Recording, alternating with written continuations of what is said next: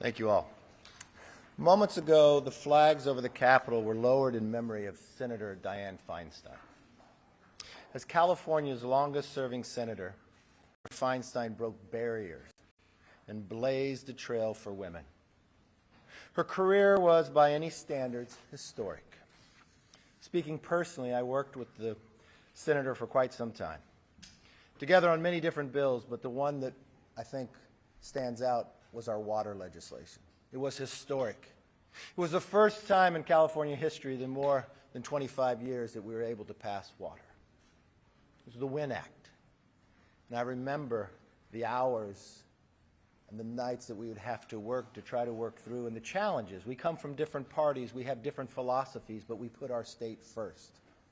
At the same time, Barbara Boxer opposed it. It was one of the last votes of the Senate. It had more than 70 votes at the time.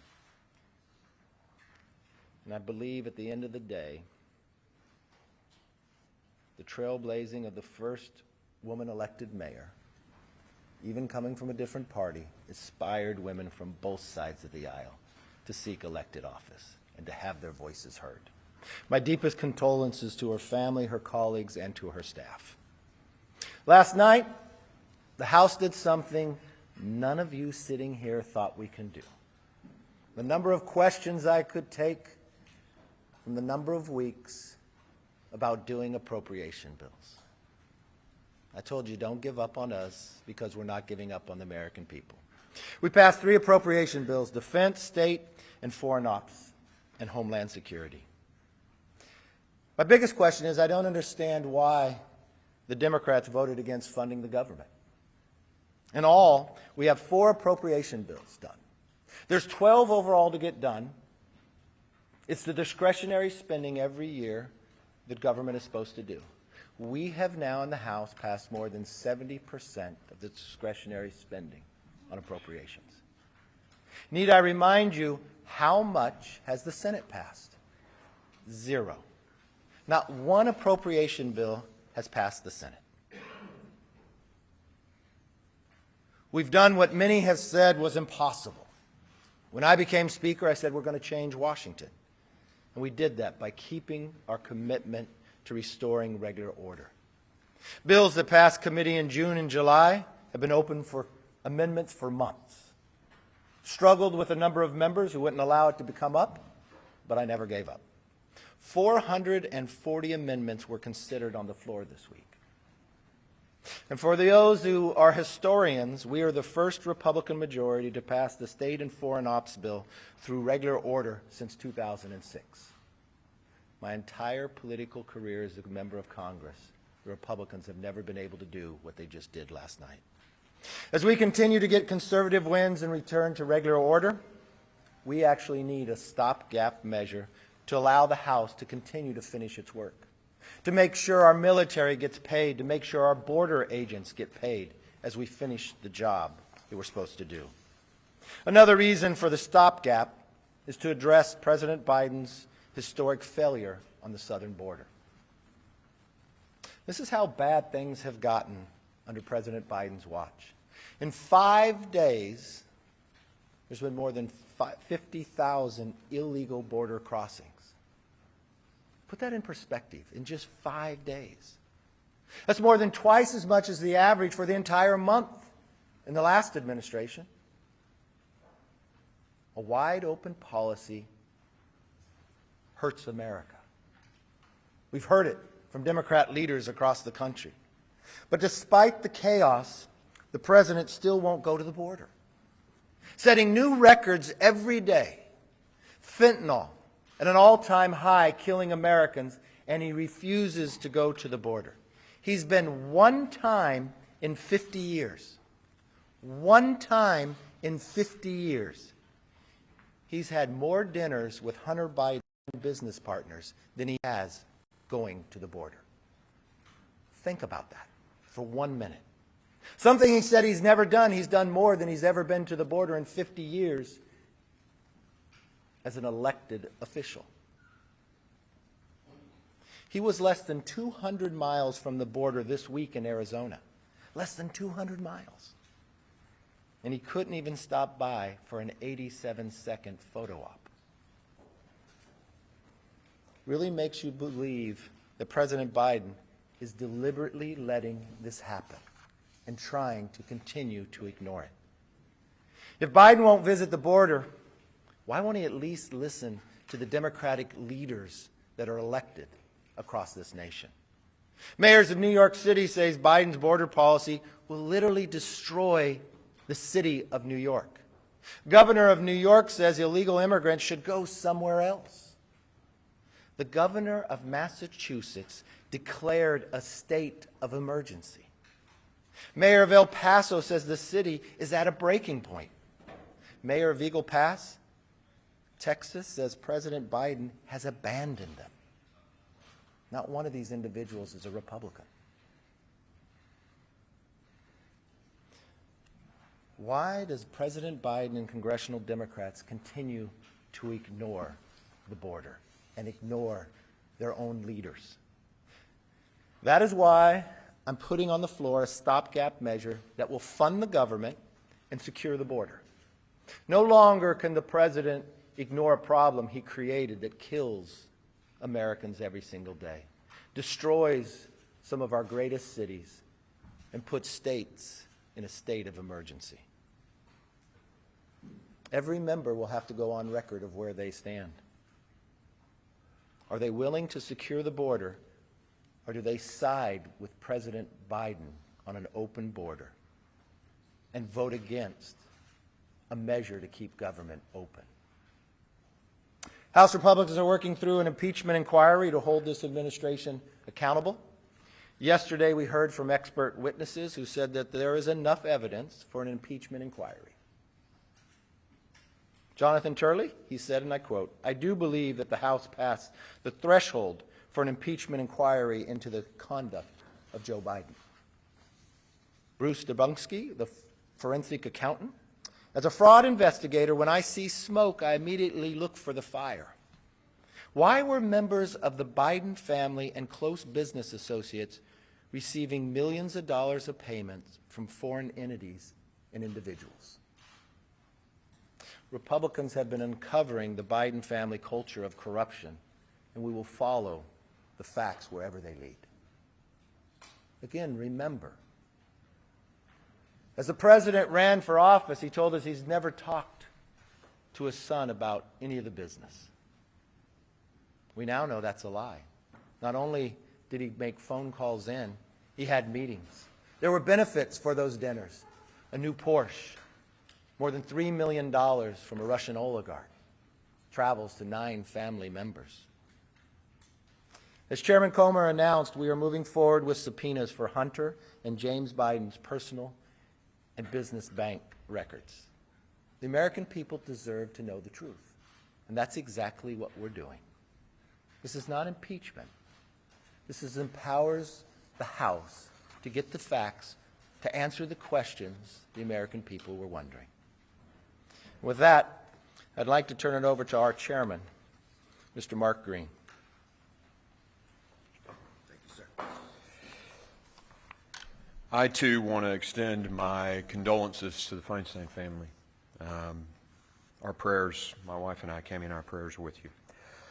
Speaker McCarthy, thank you for your leadership, for shining a light on what's going on at the border. I know last fall we made a trip down to the border and took a look. It's far worse now than it was then.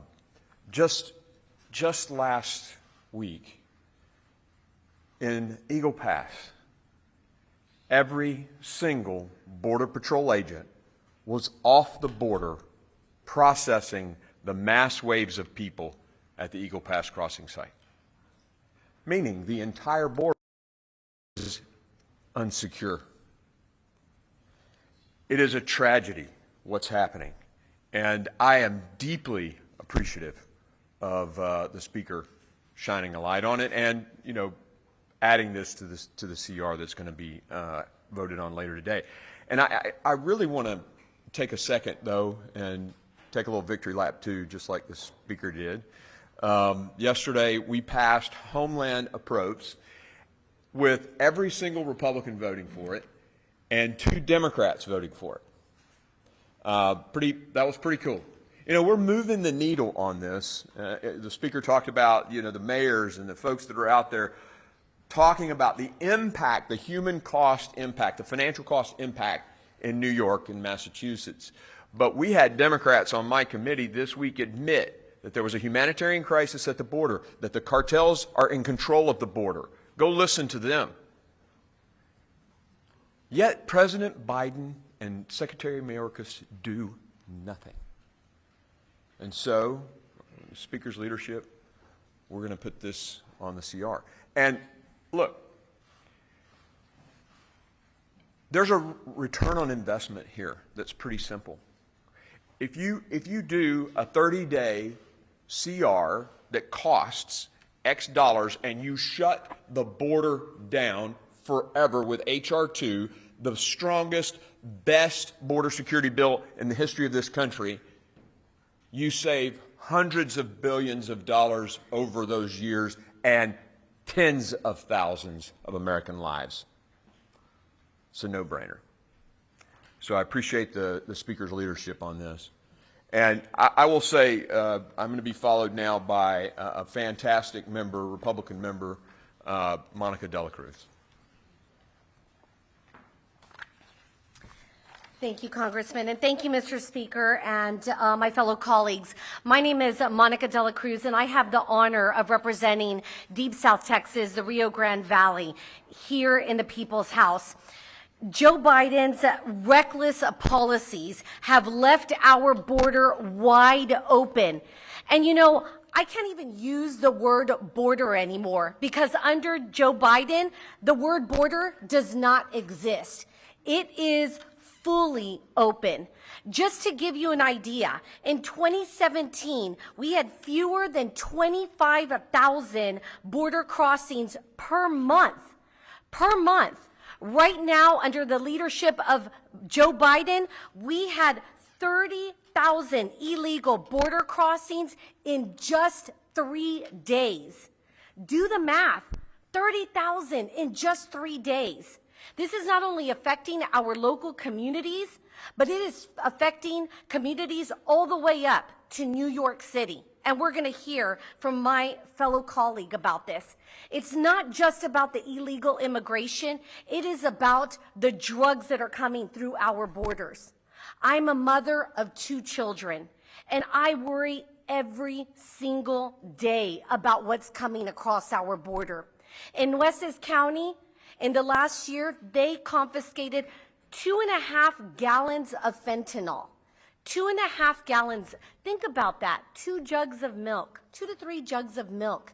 That's enough to kill 2.5 times the population of Houston, Texas. And that's just what we've confiscated.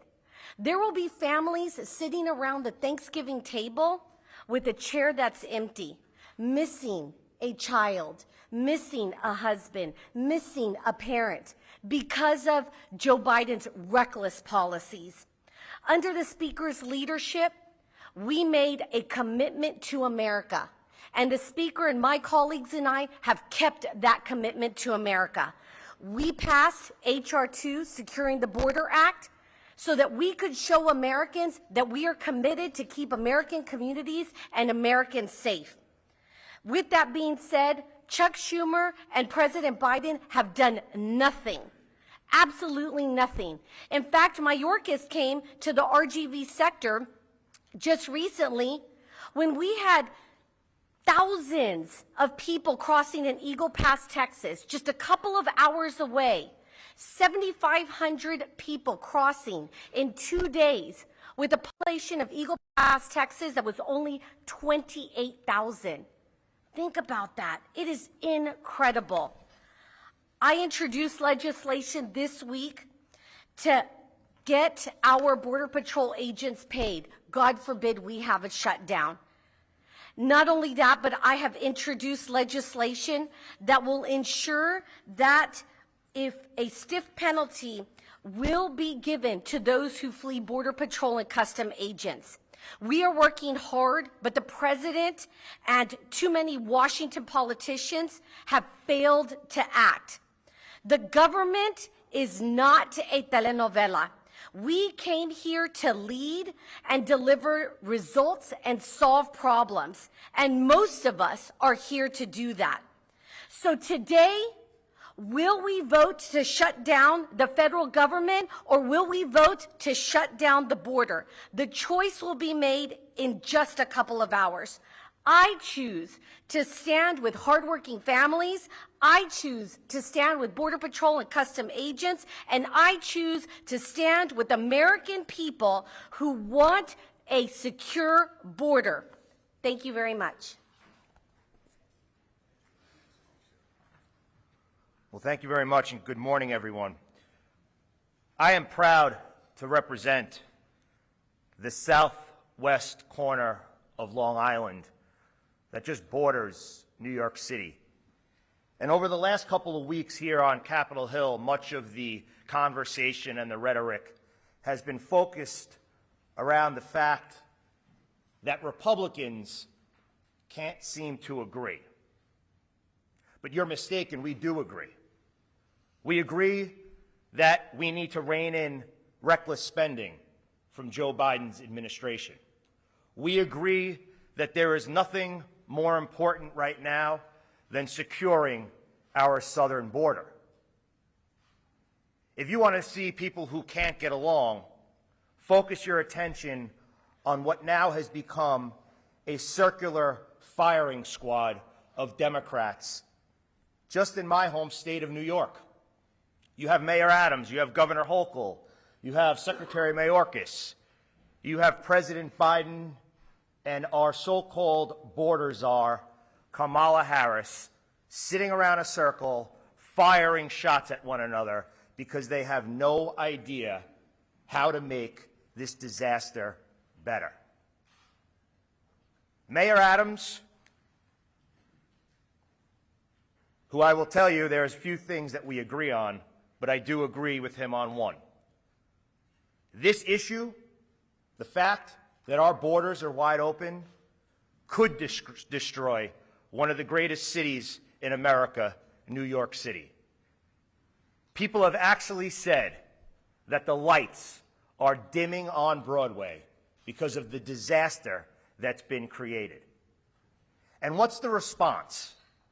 Well, a year ago, when everyone was saying, the people behind me were saying, that eventually every state would become a border state, we were coined as fearmongers. But now, you look at cities throughout this country, and they have been taken over by migrants. Over 100,000 migrants have came into New York City since spring of 2022. And Governor Hochul and Mayor Adams, throughout their campaigns, were there with open arms. We are a sanctuary city. We welcome everyone to the land of milk and honey. Well, now, Mayor Adams clearly had no plan in place. There's people on street corners. He's now set up shop in vacant warehouses at JFK Airport. Does anyone legitimately think that people come into this country for a better way of life, for the American dream, to live in a vacant warehouse at JFK Airport? The answer is no. That's not the American dream, and it's a failure of Democratic policies. Now, we have the governor asking the president and his administration, which we are confident he is going to agree to allow migrants to live in our national parks. One of them being Floyd Field in Brooklyn. I had a great career in the NYPD, and some of my brothers and sisters who took the oath to protect and serve the Constitution, took the oath to stand that line between good and evil, that took the oath to put their life on the line every day to defend hardworking New York City neighbors, they call Floyd Bennett Field their office. Scuba, aviation, special operations, and other members of the NYPD now have to share their office with illegal migrants. It is estimated that in 2023, the city of New York will spend close to $4.5 billion with a B just on migrants. In 2024, estimates that could be up to $8 billion. Chairman Green held a hearing the other day about the financial burden that migrants are causing on the United States of America. There were members of our committee that sat on that dais whose state's budget don't equal the amount of money that New York City is going to spend on migrants over the next couple of years. And the answer to that, Mayor Adams wants to cut city budgets by 15% over the next 9 months. The NYPD, the FDNY, emergency management, sanitation, you name it, they are getting cut 15%. And those are the agencies that are fighting each and every day to handle the migrant crisis. This has affected our schools. It's affected local businesses. Just yesterday, they announced that there's over 1,000 CVS's closing. Has to do with people walking in and walking out. We're dealing with it in New York City. It's affected every industry. And today, we are going to take a stance. And when Americans have asked, people back in New York have asked, well, what is Republicans doing about it? Like the chairman said, like the speaker said, we passed the most comprehensive border bill, the Secure the Border Act, to invest money in infrastructure and technology, to hire more Border Patrol agents. And what have the Democrats done? Zero. So today, we are going to vote. And I ask my colleagues, this is not about standing behind an individual. It's about standing up for America. Today is about moving America forward. The people that sent us here to govern, today we are going to govern. And I hope many of my colleagues will join in continuing to make sure that our government remains open and, most importantly, securing our border for generations to come. Mr. Speaker, thank you very much. Thank you, Anthony. And 70%, more than 70%, discretionary spending has approved inside this House. The Senate has done nothing. A little later today, we'll vote on a stopgap to keep government open and secure our border. It's a bipartisan bill that can keep government open. We hope Democrats will join with us. I hope Democrats don't vote to shut the government down. With that, let me take questions. Yes, sir. Mr. Speaker, you know full well in order to get a stopgap bill approved, you need to get support from the Democrats in the Senate and the White House. So why aren't you doing that? And what do you say to people who simply believe that the reason why you're not is because you're concerned about your own job? Really? So let's see. What has the White House done and what has the Senate done? They haven't passed one appropriation bill, and they haven't passed any. And they've been trying to pass appropriation bill too, and they haven't done any of that. We have an opportunity here that if the White House won't listen to the governor of Massachusetts, the governor of New York, the mayor of New York, the mayor of El Paso, we will. So what's interesting here is you want to take a side of people that haven't done anything, but you have a body here that continues. So when the Senate was concerned about the price of oil now at $100. What have they done about that? Nothing. But we passed a bill that would lower the price of energy for all Americans. It's easy. Yeah, it's easy. It's easy to surrender. If you want to surrender, yeah. But if you want to fight for the American public, to secure our borders and keep government open, how is that a problem? It's only for CNN that becomes a problem, that I don't surrender to the liberals. What I want to do is stand for America. Yes, sir. Are you going to need Democrats to secure on the line? There's already over 9 Republicans that will never vote. We'll see. I can't understand why someone would side with President Biden on keeping the border open. We'll see when the vote comes. If those individuals vote that way, you should ask them that question. Can you walk us through what you're expecting, not only later today, but heading into that Sunday, sort of 1 a.m. deadline to form the government? You know, you do need to get legislation through the Senate and get it signed in order to deliver the funding last. So what are you expecting and what are you... You know what's interesting? And I don't know. I don't have a degree in journalism. But if I phrase back the questions you asked me last week, you would ask me, well, what do you expect to do when all your appropriation bills fail? Why do you assume when the Senate has done nothing and the House continues the act that I should do what the Senate does? Why, if we are a separate body that represents America, Why can't we stand for America? What I expect to do is exactly what we did last night, to not give up and pass our bills and keep government open. Yes, sir. Mr. Speaker, I was speaking with a Republican senator yesterday who said he's with you on getting further spending down. He's with you on tougher border security. But he's not willing to shut the government down. Do you see a government shutdown as the best way to get what you want on those two issues? No, I hope you listen to me. I'm putting a bill on the floor so government won't shut down. The Senate hasn't done any of that. The president hasn't engaged in anything. He got an 87-second photo op in Michigan on a strike that he created. He's had 50 years to visit the border, and he hasn't. He's had Democrat leaders cry out. States declare a state of emergency, and he's ignored it. So we're actually doing what we said we would do. Just like we said we'd give the parents Bill of Rights. We passed that, and the Senate does nothing. When people were concerned about crime, when D.C. was going to decriminalize, and you all asked me, why are you passing this bill? The Senate will never take it up. You know what? It's law today. When we wanted to end the pandemic, and you asked me the exact same question you asked me here now, you just put a new title in it. Why do you pass that? The president will never sign it. It's signed into law.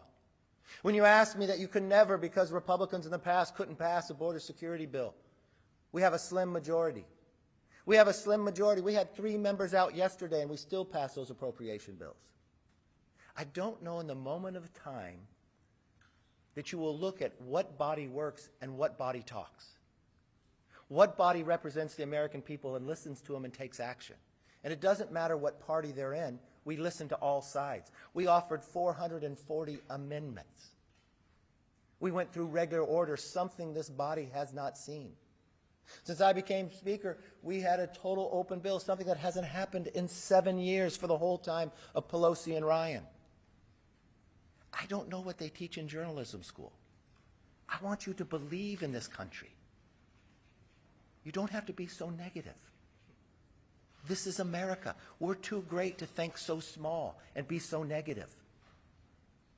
Yes? Mr. Speaker, you have made border security a central issue here in this funding fight. There's a group of bipartisan senators, as you know, that's negotiating a border security amendment. How involved are you in those talks? Are you talking to some of your friends on the other side of the Capitol? It's not just I who's made it the issue.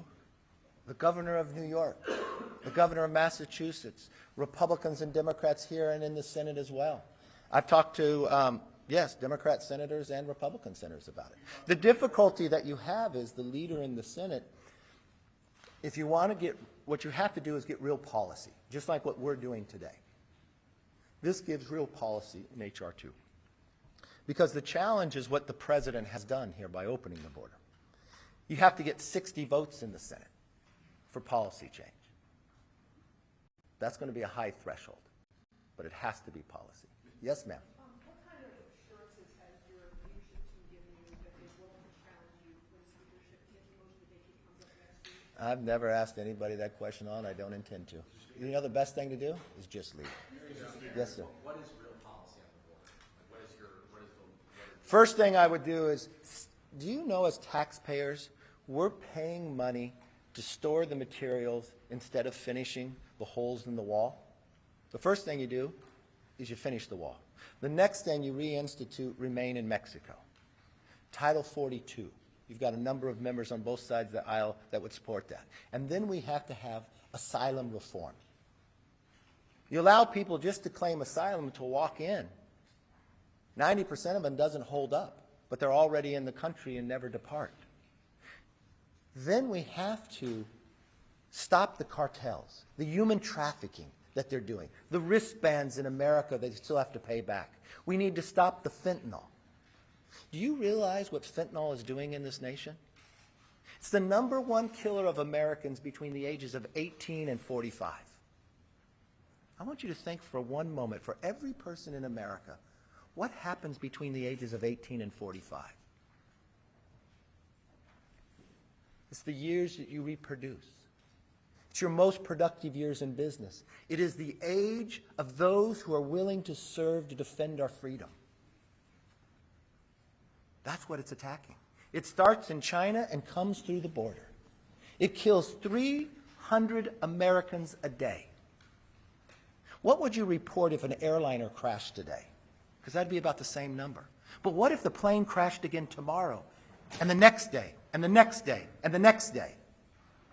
Would you sit here and ask me the question, why don't I surrender and just go with the Senate and ignore the problem? Is that the question you would ask?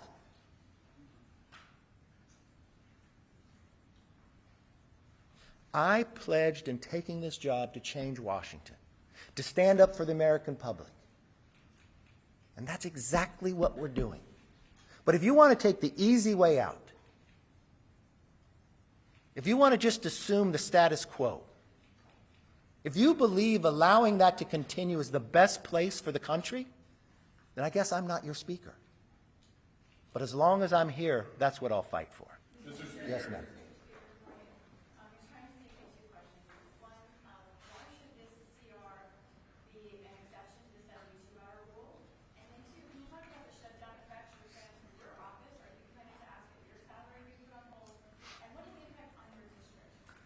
Perfect. Well, first of all, we don't waive the 72-hour rule. This CR has been out there for more than a week. We've talked about this for a number of weeks. We added a bipartisan provision in it, something that I've been talking about for quite some time, and I thank the members throughout, a debt commission.